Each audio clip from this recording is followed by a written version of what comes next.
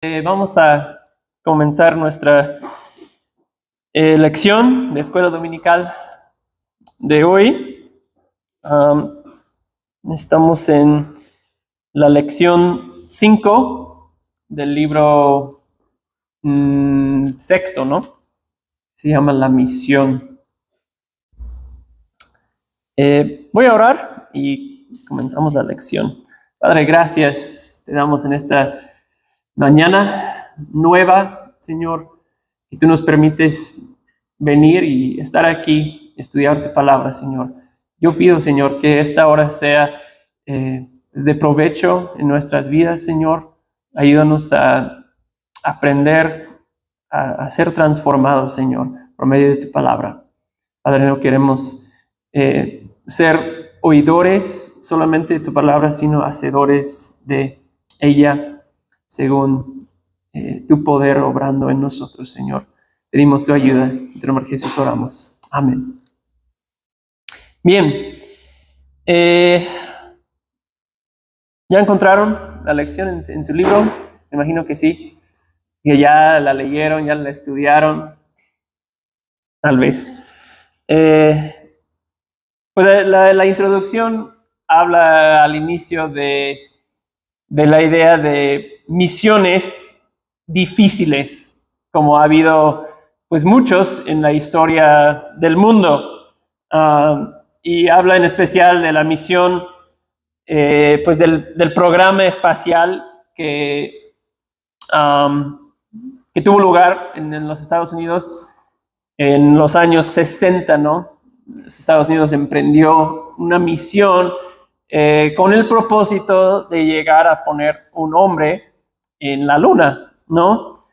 Y pues al final sí tuvo éxito esa misión, aunque pues en algún momento, ¿verdad? Seguramente parecía una misión imposible.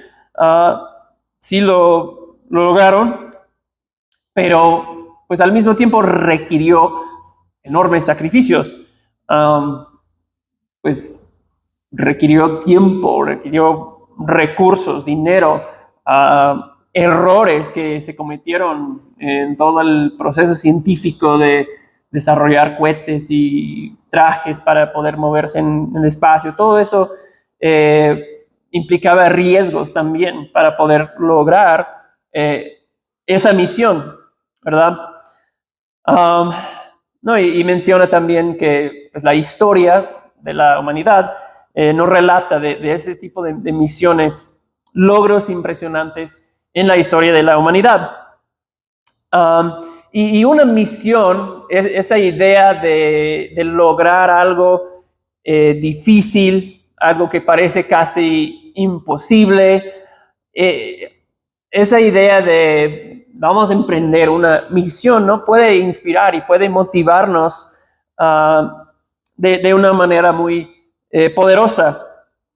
Pero la lección dice, sin embargo, estoy leyendo ahí al final de la introducción, sin embargo, dice, incluso ese logro tan notable del esfuerzo humano, refiriéndose a la misión espacial, palidece en comparación con la misión que Jesús les ha dado a sus discípulos. ¿Sí? No se compara. La misión que Dios nos ha dado a nosotros es de mayor importancia, de mayor sacrificio, a lo mejor, ¿no?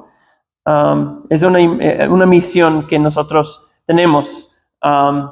Entonces, la lección se titula Vamos con Cristo, pero creo que debería titularse Vamos con Cristo en su misión. Porque cuando abrí el libro dice Vamos con Cristo, y dije, no, pues, ¿qué está hablando de nuestra muerte o qué? Pero la idea es que vamos con Cristo en su misión. Y eso es lo que, pues, se trata la lección, ¿no? Que el evangelio, ¿verdad? Es un mensaje que recibimos, ¿sí? Así empezamos nuestro caminar con Cristo en el evangelio, recibiendo ese mensaje del evangelio. Es un mensaje que se recibe, que se cree, pero no solo es un mensaje que recibimos, ¿verdad? Es uno que tenemos que proclamar, ¿verdad? Es un mensaje que podemos decir que lleva en su ADN la necesidad de ser compartido, ¿no? Nunca fue la intención del Evangelio llegar a nosotros y quedarse con nosotros nada más. Tiene ese diseño de ser compartido. Y eso es lo que queremos como iglesia, ¿sí? ¿Por qué existimos como iglesia? ¿Cuál es nuestra misión? Bueno, queremos ver a personas que no conocen a Cristo, incrédulos.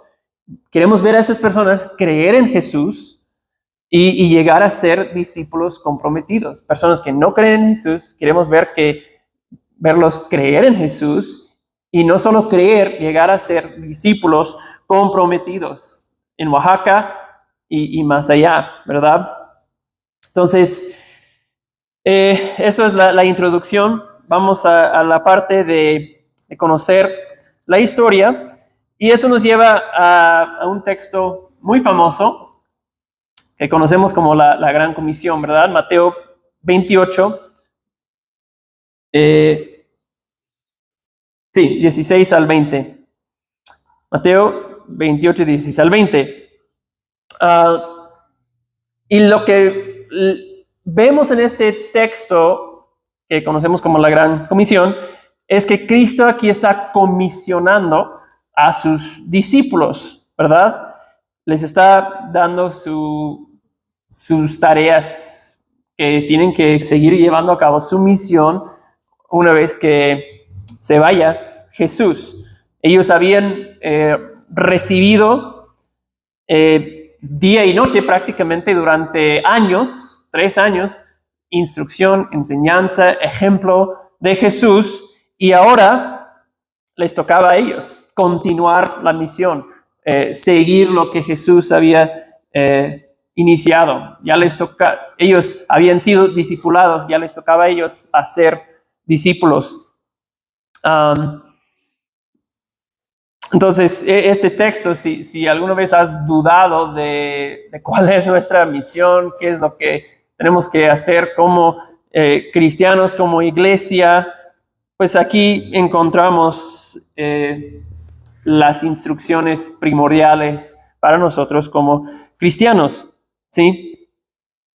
Y entonces vamos a leer esos versículos y luego vemos que antes de nosotros emprender nuestra misión, fue necesario que Jesús cumpliera su misión. Así que vamos a leer lo que dice Mateo 28, 16 al 20. ¿Okay? Si ya están ahí, pueden seguirme con su vista. Dice, pero los 11 discípulos, ¿qué pasó con los 12? ¿No eran 12 antes? Ahora son 11.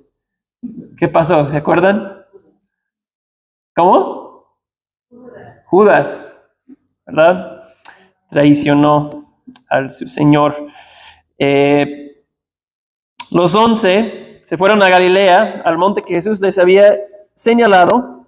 Interesante, muchas cosas importantes en la vida de Jesús suceden en un monte. Y aquí vemos ese mismo patrón. Y dice, cuando lo vieron, lo adoraron, pero algunos dudaron.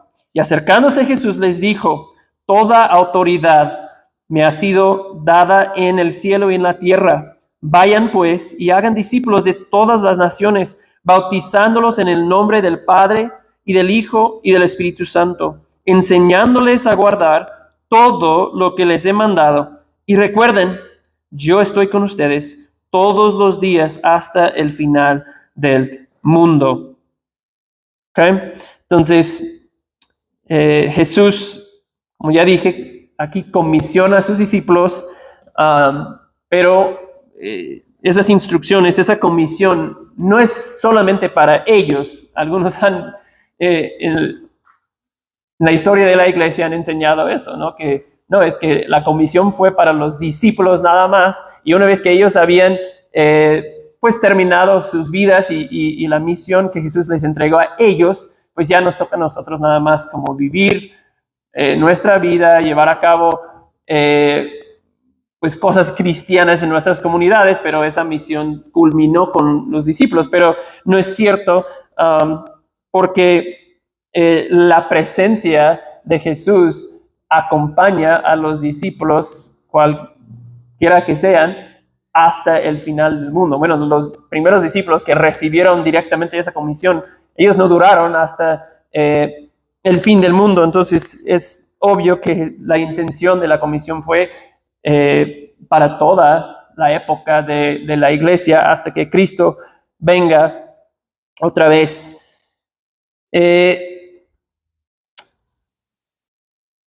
Entonces lo que vemos es que nuestra misión, es esa misión que Jesús da aquí, se basa en el cumplimiento de la misión terrenal de Jesús. O sea que antes de que nuestra misión tenga sentido, algo tenía que ocurrir. Sin que ocurra lo que vamos a ver ahorita, nuestra misión no tendría ningún sentido. Y lo que dice ahí en pantalla, Jesús cumple su misión. ¿Okay? Bueno, ¿cuál fue su misión? Regresamos a Lucas 4, o vamos a Lucas 4, regresamos porque lo vimos hace unas semanas, ese texto, cuando vimos cuál era el propósito de Jesús venir a esta. ¿Alguien me ayuda con leer esos versículos? Lucas 4, 16 al 20.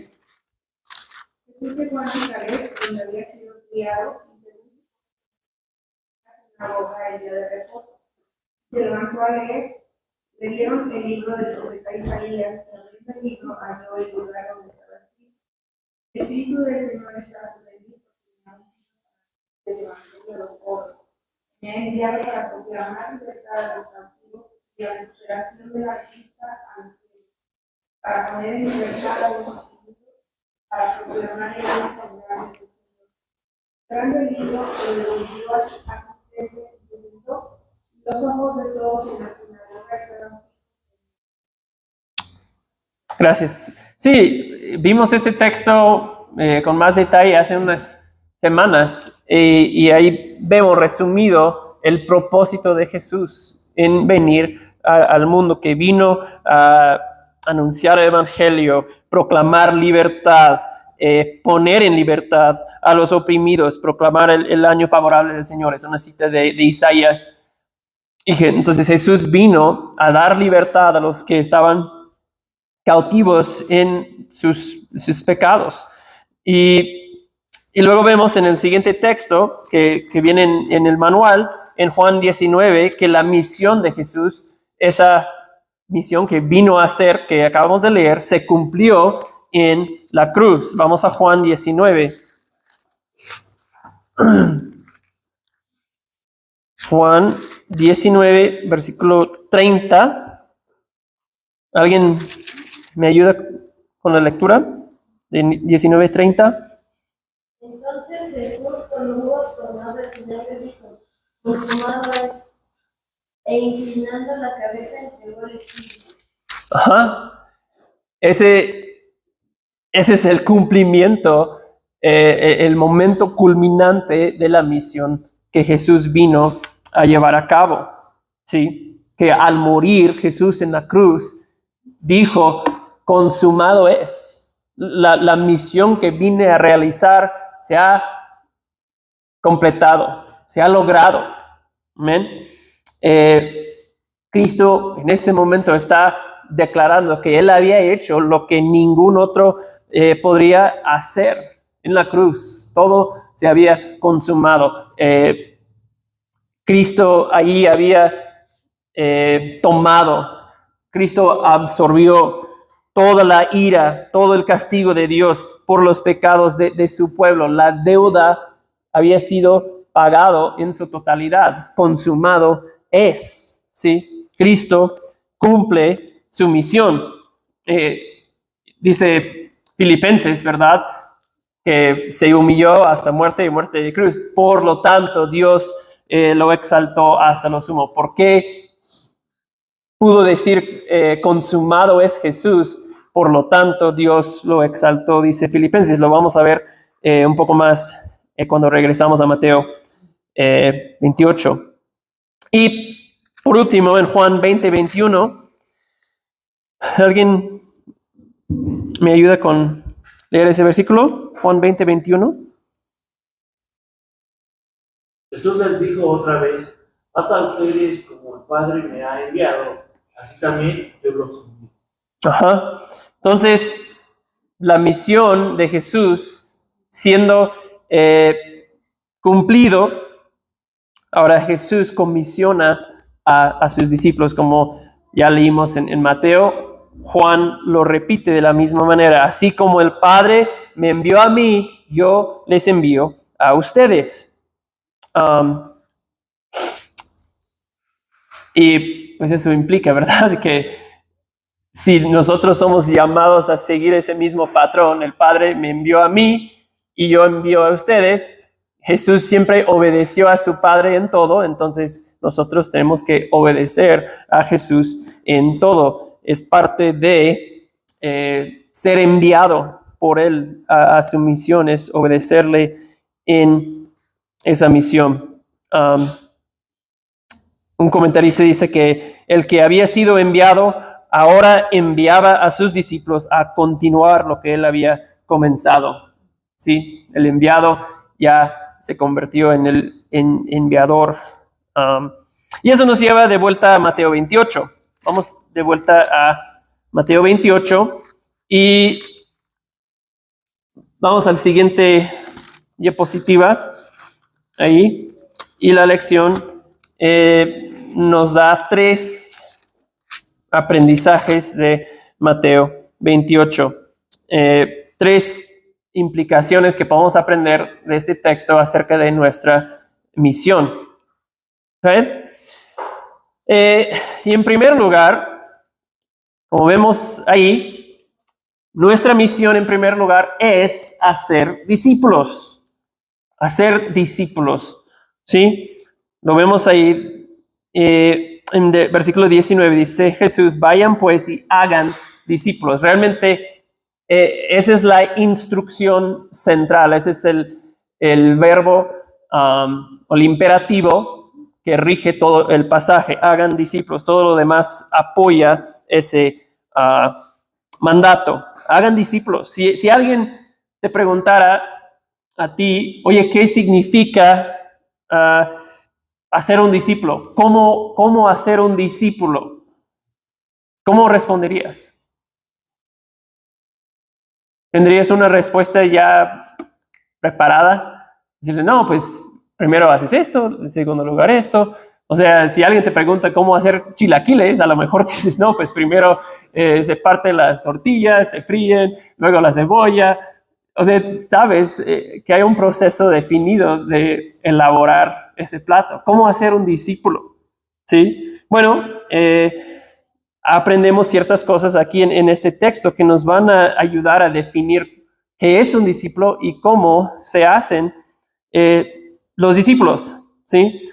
Y un discípulo, vamos a decir, hay diferentes maneras de definir qué es un discípulo, pero el proceso, hacer un discípulo, se puede resumir así, que es llevar a una persona a Cristo, a Jesús, llevar a una persona a Jesús para que arrepienta de su rebelión, de su pecado, y para que crea y siga a Jesús. Llevar a una persona a Jesús para que arrepiente de sus pecados y para que crea en Jesús y le sigue. Sí, ese es un discípulo, alguien que ha arrepentido de tus pecados, ha ido a Jesús, ha confiado en Jesús, ha puesto su fe en Jesús y ahora está siguiendo a Jesús. ¿Sí? Ese es un discípulo. Bueno, lo primero que vemos en versículo 19 es ese verbo vayan. Vayan pues. Los comentaristas dicen que el verbo realmente no es un imperativo, aunque parece así en español. Es más como mientras van o yendo, pues, o sea, sobre el camino, hagan discípulos. Pero, por lo menos, ese verbo ir implica movimiento hacia las personas, yo creo. Sí, o sea, no es abrir las puertas de la iglesia y colocar el letrero allá afuera y quedarnos de brazos cruzados esperando que pues, las personas vengan y llenen la iglesia y creen en Cristo. No, implica movimiento de nosotros hacia ellos. ¿Sí? Nada más mencionar eso. Y luego vemos que hay ciertos medios, vamos a decir, que Jesús nos da para esta tarea de hacer discípulos. Y en primer lugar tenemos que dar un llamado a creer en Jesús y luego hay un llamado a obedecer. ¿Okay? ¿Cómo vemos eso? Bueno, el llamado de creer lo podemos ver en la instrucción de bautizarse, ¿verdad? Porque el bautismo es la primera expresión pública de que uno ha creído en Cristo y lo declara públicamente. Y el llamado a obedecer, la instrucción aquí es enseñándoles a guardar todo. Entonces, el llamado a obedecer, la instrucción a enseñar a guardar implica eso, obediencia, ¿verdad? Primero vemos un poco eso de bautizándolos en el nombre del Padre, del Hijo y del Espíritu Santo. Entonces, una vez que alguien ha creído en Jesús, lo que vemos en el Nuevo Testamento es como la primera respuesta de esa fe, de cuando hay evidencia que esa persona verdaderamente ha creído en Jesús, es el primer paso de obediencia, podemos decir, es el bautismo. Bautizándose en el nombre del Padre, Hijo y el Espíritu Santo, esa fórmula trinitaria que vemos ahí. Y bueno, yo creo que cada vez más, tal vez es más y más común que las personas hacen una profesión de fe o dicen creer en Jesús, pero no se han bautizado o permanecen mucho tiempo en la iglesia sin bautizarse. Y lo que vemos en el Nuevo Testamento, o sea, no vemos una práctica así reflejada en el Nuevo Testamento. Si alguien realmente cree, va a desear responder en obediencia, va a desear obedecer este mandato de bautizarse, ¿sí? Y hacer público su profesión de fe, ¿sí? Porque no hay, en el reino de Dios no hay discípulos secretos, ¿sí? No es como que creo en Cristo, sigo a Cristo, Él es mi Salvador, pero eso como que lo mantengo en secreto y que nadie sepa. No, eso es contrario a lo que vemos en las Escrituras. A veces en las clases prebautismales hablamos de que el bautismo es como un matrimonio o es como el día de la boda. ¿Qué pasa en el día de la boda? Bueno, los novios declaran ahí frente a todos los invitados su amor uno por el otro, ¿sí? Declaran su compromiso, su lealtad, ¿verdad? Voy a amar únicamente a esa persona y se toman votos, ¿verdad? Es un compromiso público, declaración de amor, ¿verdad? Un nuevo inicio, podemos decir.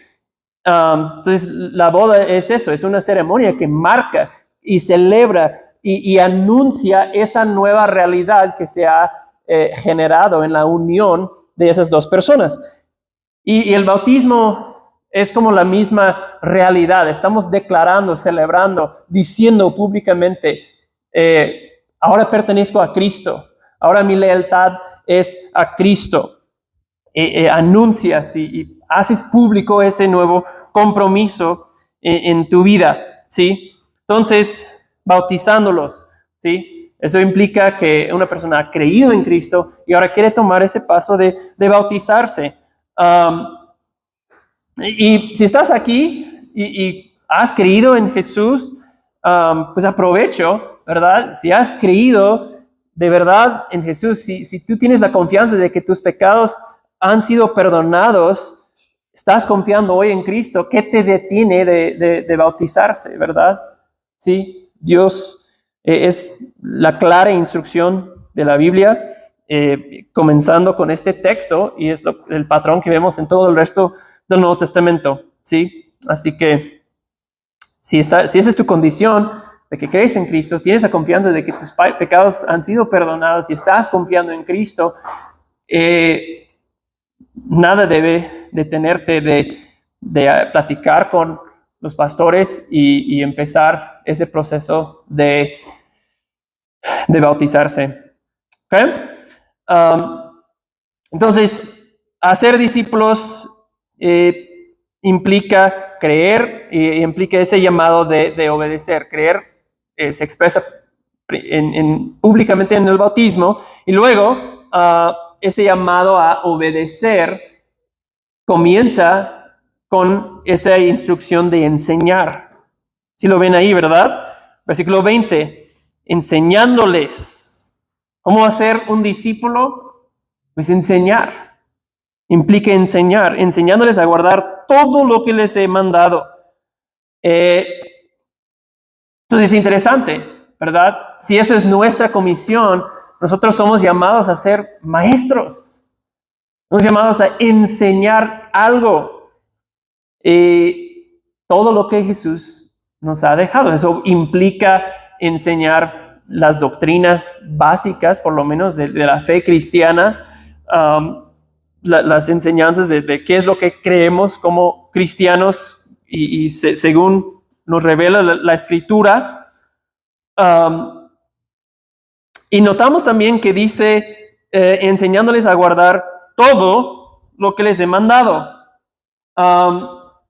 Pues, ¿qué me dice esa palabra todo? Pues que no puedo hacer como una selección de las enseñanzas que a mí me gustan, ¿sí? O que a mí me convienen, o que concuerdan con el espíritu de nuestros días. No podemos hacer eso. Es todo.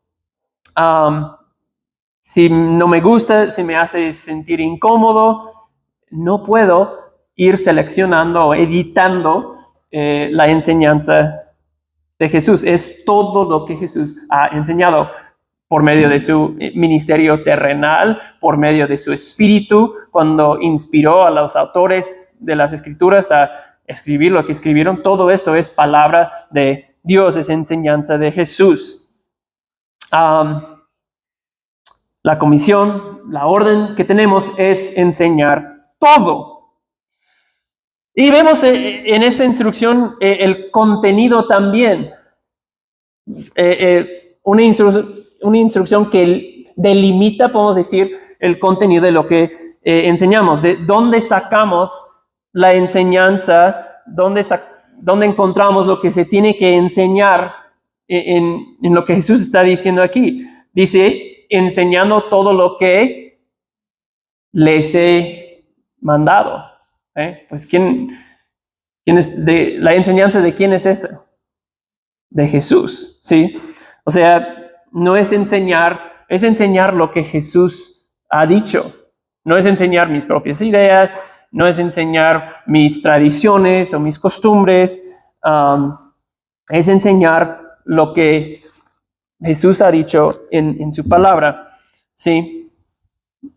Y bueno, nada más para que lo entendamos, dado lo anterior, el ministerio de enseñanza en la iglesia es un ministerio sumamente importante. El ministerio de la enseñanza es parte fundamental de nosotros cumplir esa gran comisión que Jesús nos ha dado. Un autor dice, enseñamos porque Jesús nos mandó a enseñar, y no se puede restar importancia a una actividad que debe su origen al mandato del mismo Señor. ¿Sí? Entonces, el ministerio de la enseñanza en la iglesia, nuestro llamado a enseñar la palabra, comienza aquí, cuando Jesús dice a sus discípulos, enseñándoles a guardar todo lo que yo les he mandado. Y no es cualquier enseñanza, es enseñanza transformativa, ¿sí? O sea, implica no solo aprender información. O sea, puedes ir a un curso y, no sé, aprender a hacer páginas web o algo así, ¿no? Eso no te transforma como persona, te da nueva información y puedes hacer quizás nuevas cosas, pero la enseñanza que nosotros somos llamados a impartir es enseñanza transformativa, implica un cambio en nuestra vida, implica obedecer la enseñanza que se recibe.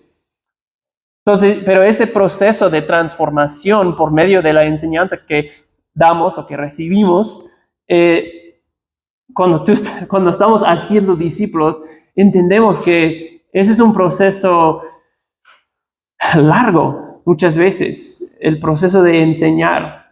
Y no solo a enseñar información, enseñar a que guarden todo.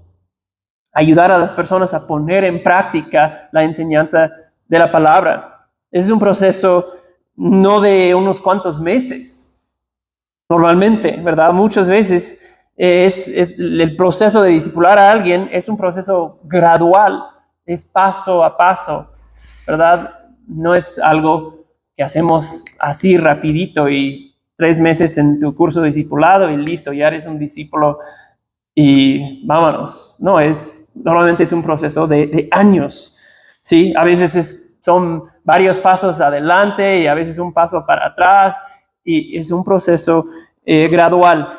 Pero, eso es importante, si la persona es un verdadero discípulo, va a haber crecimiento, ¿verdad? Porque probablemente todos nosotros nos ha tocado casos donde o hemos estado involucrados en la vida de una persona, discipulándolo, o lo hemos visto en la iglesia recibiendo enseñanza, siendo discipulado, las personas están trabajando con él y como que nomás no crece y a lo mejor con tiempo aparta completamente del Señor o permanece ahí pero parece estancado, sigue cayendo en las mismas luchas y mismos pecados. Si es un verdadero discípulo, va a haber crecimiento, va a haber algo de evidencia de vida ahí, de crecimiento. Se percibirá, ¿verdad? Esa lucha por crecer, por ser más conformado a Cristo, ¿verdad? Todos crecemos a un ritmo diferente, pero va a haber crecimiento si es un discípulo verdadero. Si no hay crecimiento, si no hay ninguna evidencia de ello en la vida de una persona, pues estamos jugando con religión, nada más, una religión externa, vacía, sin poder.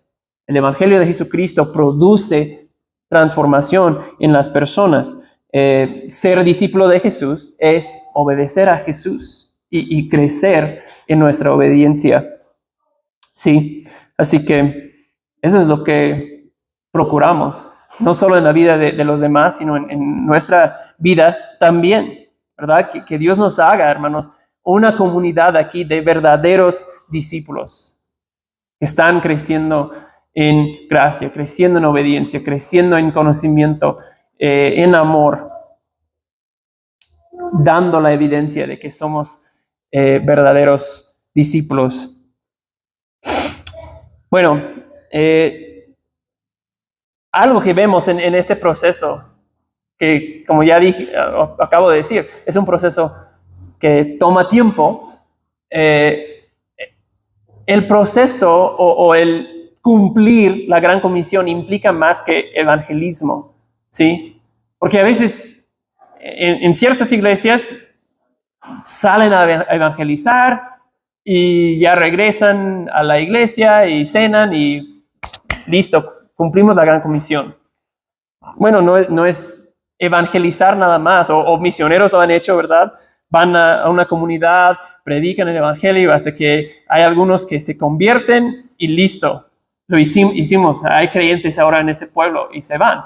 Bueno, no terminaron la instrucción, ¿sí? Implica más que simplemente evangelismo, es enseñarles a guardar todo lo que yo les he mandado. Eso es un proceso largo que implica tiempo y enseñanza y llevando a las personas a cierta madurez en Cristo y otras líderes que pueden continuar esa enseñanza en la comunidad de creyentes. Bueno, tenemos que avanzar. También nuestra misión está basada en la autoridad de Jesús. Esa es otra gran realidad que vemos aquí en Mateo 28. Está basada en la autoridad de Jesús. Jesús posee toda autoridad sobre todo lo creado. Y es lo que Él declara aquí a sus discípulos. En todo el cosmos, está diciendo Jesús, en todo el orden creado hay una sola autoridad suprema y soy yo. Eso es lo que Jesús está diciendo a sus discípulos. Es una afirmación impresionante. Toda autoridad me ha sido dado. Autoridad es un tema muy interesante en todo el Evangelio de Mateo. En Mateo Jesús ha enseñado con autoridad, ¿verdad? Las personas dicen que no, enseña con autoridad y no como los escribas. ¿Verdad? ¿Quién es este maestro? Porque enseña con autoridad.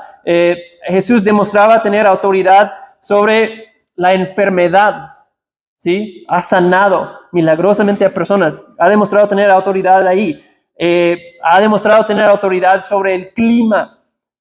El viento y las olas le obedecen, dice las personas. Decía Jesús tener autoridad para perdonar pecados, ¿verdad? Y lo demostró. Mateo 9 es un relato muy interesante porque le traen a Jesús un hombre paralítico, ¿verdad? Y Jesús ve el paralítico y le dice, anímate, hijo, tus pecados te son perdonados. Y eso, los escribas y fariseos ahí, eso, para nada iban a aceptar eso. Y que empiecen, ¿no? Ese cuate es blasfema. Solo Dios puede perdonar pecados. Bueno, Jesús sabía lo que estaban pensando, lo que estaban susurrando ahí en la multitud y dice, a ver, ¿qué es más fácil? ¿Decirle a una persona, tus pecados te son perdonados? Pues cualquier persona puede hacer eso porque no es como que pues de repente la persona cambie de color y se nota que, sí funcionó.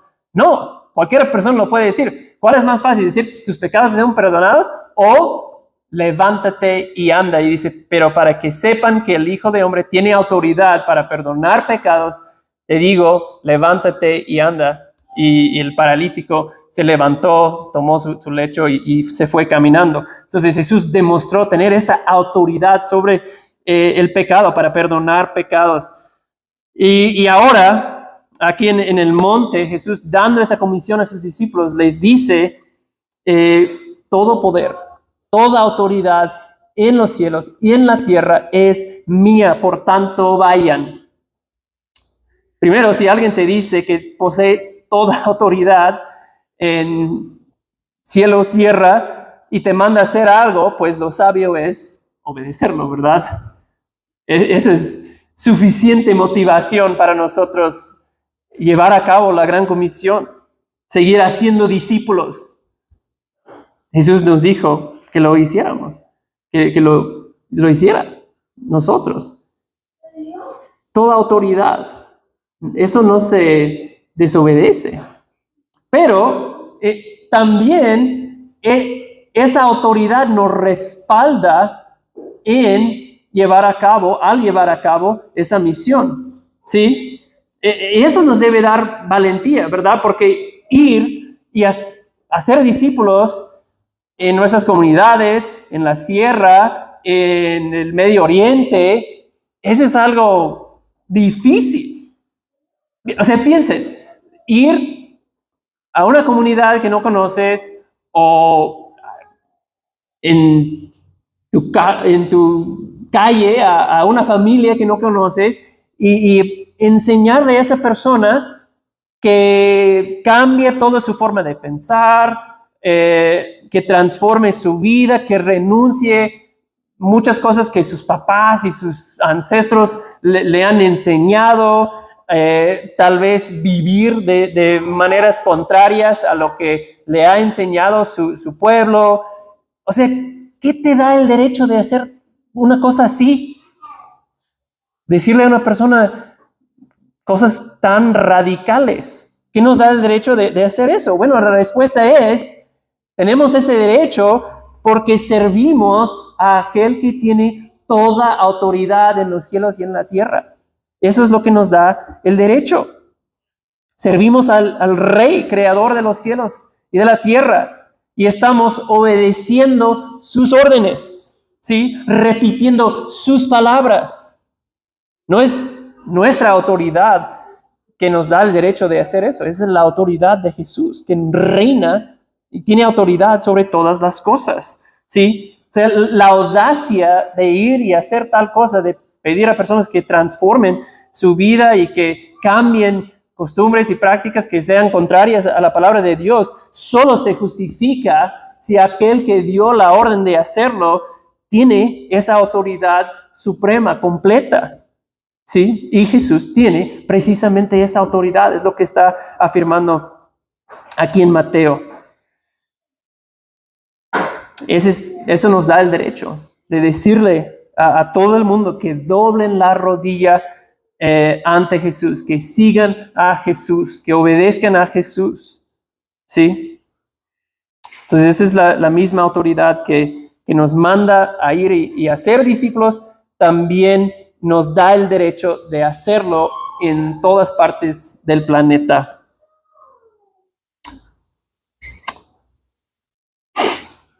Y bueno, obviamente esa autoridad significa que en todas partes de nuestra vida tenemos que someternos a esa autoridad, someternos a su reino, ¿verdad? Si tú dices que Cristo es tu Salvador,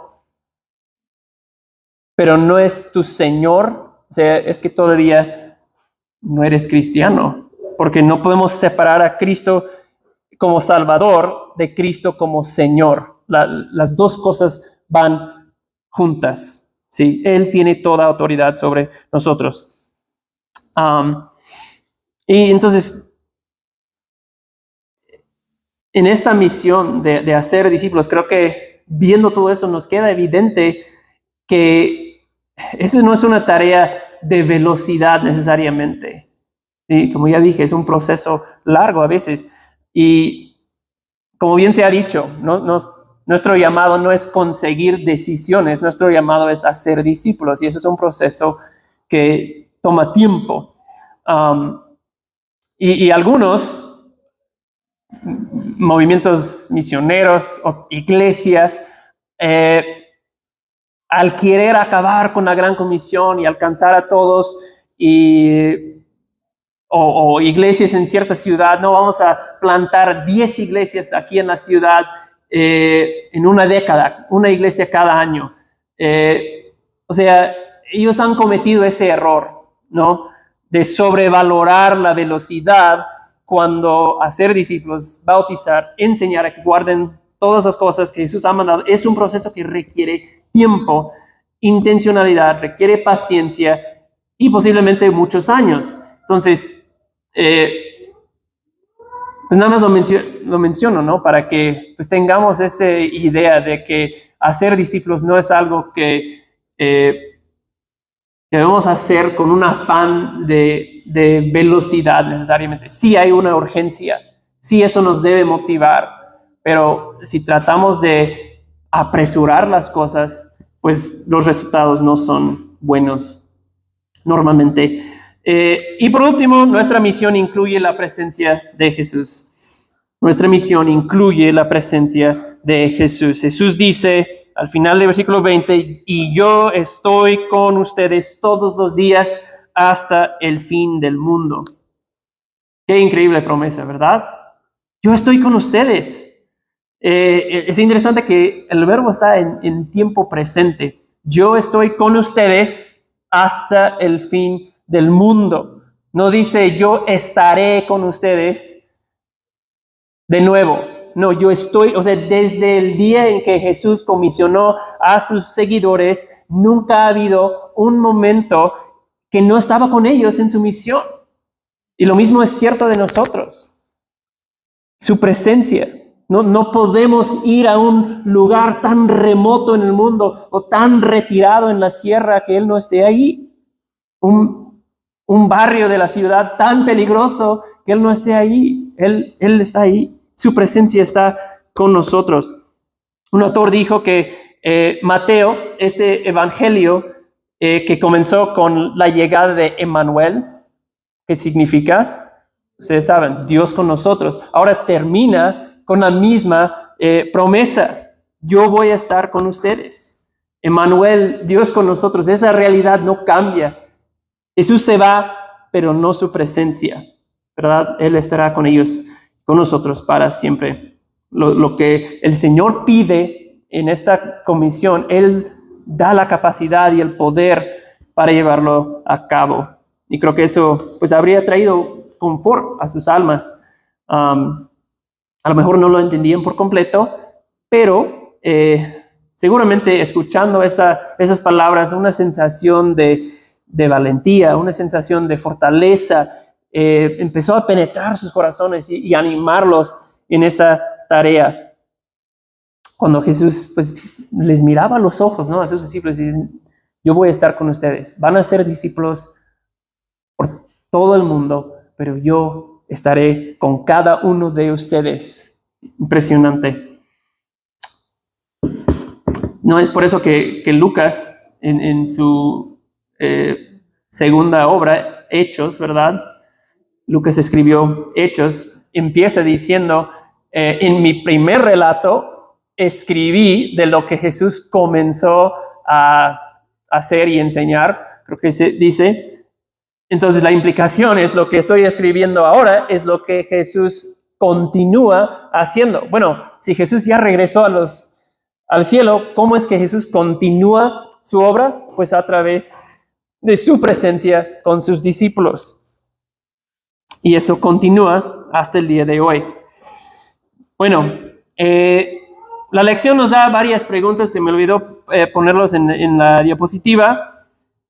Voy a nada más lanzarles esas preguntas. La primera es, ¿en cuáles aspectos te gustaría mejorar como un hacedor de discípulos? Si tú piensas que yo voy a empezar, yo veo la necesidad de yo jugar un papel en esa gran comisión que nosotros tenemos de hacer discípulos, ¿en qué áreas a ti te gustaría mejorar para llevar a cabo esa tarea? ¿Alguien tiene una respuesta rápida? No quiero silenciarlo si tiene una respuesta. Sí, pero seguramente todos pensamos en algo, ¿no? Me gustaría saber más del Evangelio, de las doctrinas, de cómo leer y interpretar la Biblia y compartir la Biblia con otros. A ver, la siguiente pregunta es, ¿qué cosas prácticas podemos hacer para convertirnos en personas que hacemos discípulos? ¿Qué cosas podemos empezar a hacer en nuestra vida para ser hacedores de discípulos? ¿Qué puedes hacer tú y yo? Bueno, yo anoté algunas cosas. Podemos conocer el Evangelio, conocer las Escrituras, saber aplicar la Biblia a las preguntas que las personas tienen, ¿verdad? Tú tienes relaciones con personas en tu trabajo, en tu escuela, en muchos lados, y seguramente de repente salen preguntas existenciales, preguntas filosóficas. Bueno, ¿qué tal si tú puedes responder con la verdad de las Escrituras? Bueno, Dios dice esto, y de repente, wow, eso tiene sentido, nunca había entendido eso. Sí, tenemos que saber aplicar la Biblia a las respuestas, a las preguntas que las personas tienen. Y eso es a veces una manera de empezar una conversación que va a llevar a un proceso de discipulado, de hacer un discípulo. Tenemos que ser intencionales en tener relaciones con las personas. Hay que asegurar que estemos apuntando a Cristo en nuestras relaciones, en nuestras amistades con las personas. ¿Cómo es que puedo apuntar a esa persona a Cristo? ¿Sí? No son cosas fáciles siempre de hacer, pero tenemos que pedir la ayuda de Dios. Señor, ayúdame a ser intencional. Dame la sabiduría de dar una palabra, de apuntar a esa persona a Cristo. De alguna manera, podemos dar seguimiento. ¿verdad? Cuando sucede una conversación de esas que de repente, no sé cómo llegamos a eso, pero de repente estoy platicando con esa persona de mi fe, de Jesús, de lo que él cree, de lo que yo creo, y compartes algo, pues puedes dar seguimiento a eso. O alguien te comparte que está pasando algo difícil en su vida, puedes orar por esa persona ahí mismo, decir, bueno, eso está muy difícil, podría orar por ti y pedir la ayuda de Dios en esa situación en tu vida y luego darle seguimiento, volver, oye, ¿cómo vas con eso? ¿Cómo puedo seguir orando por ti? Empezar un proceso de discipulado de esa manera. Aprender a estudiar la Biblia con alguien. Dios ha usado eso para salvar a muchas personas. Un estudio de la Biblia uno a uno con una persona. No, pregúntate, ¿quién necesita luz de las personas que me rodean todos los días? ¿Quién veo que hay una necesidad en su vida que a lo mejor puedo aprovechar de esa necesidad para llevar a esa persona a ver que en Cristo se encuentra las respuestas a su situación? ¿Sí? Invitar a las personas a una reunión de la iglesia. Todos esos son cosas que podemos hacer para convertirnos en personas que hacemos discípulos. Bueno, termino con una cita que tengo aquí de John Piper, de un libro que él escribió sobre misiones. De la misión de la iglesia es ir al mundo y hacer discípulos al declarar el Evangelio de Jesucristo en el poder del Espíritu, reuniendo a estos discípulos en iglesias para que puedan adorar y obedecer a Jesucristo ahora y por la eternidad para la gloria del Padre. ¿Sí? Entonces, hacer discípulos, reunirlos en la iglesia, ese es el invernadero de Dios donde crecemos y florecemos como cristianos, y todo eso al final es para la gloria de Dios Padre. Así que eso es lo que el Señor nos pide, ¿verdad? Tenemos que ser discípulos que hacemos discípulos. No debe haber discípulos que no hacen discípulos, que no están involucrados de ninguna manera en la vida de otro para hacer que esa persona tome pasos hacia Cristo y hacia la madurez en Cristo. Todo eso es parte de ser hacedores de discípulos. Así que Dios nos ayude, hermanos, que Dios nos capacite, que Dios obre en nuestro corazón para que se convierta eso en nuestra pasión, ¿verdad? Para que eso salga de un corazón apasionado con Cristo, con su evangelio y con amor por las personas, con una pasión por la gloria de Dios, que el ser hacedores de discípulos sale de lo que el Señor está haciendo personalmente en nosotros, ¿sí? Y que oren, que el Señor abra puertas en tu vida para que estés involucrado de una forma u otra en hacer discípulos. Amén. Vamos a orar. Padre, sabemos que hacer discípulos, hablar a personas que no te conocen, todo eso a veces es incómodo para nosotros. No es fácil. Ayúdanos, Señor. Danos la valentía de hacerlo. Y esas personas que necesitan convertirse en discípulos tuyos están en nuestros salones de clases, están en nuestros lugares de trabajo, viven en nuestros fraccionamientos, en las calles donde nosotros vivimos, están en esta iglesia o vienen a los servicios, algunos de ellos. Padre, ayúdanos con amor, con gracia, predicar las promesas y las advertencias del Evangelio. Padre, necesitamos de tu presencia para hacerlo, y gracias que tenemos la promesa de tu presencia.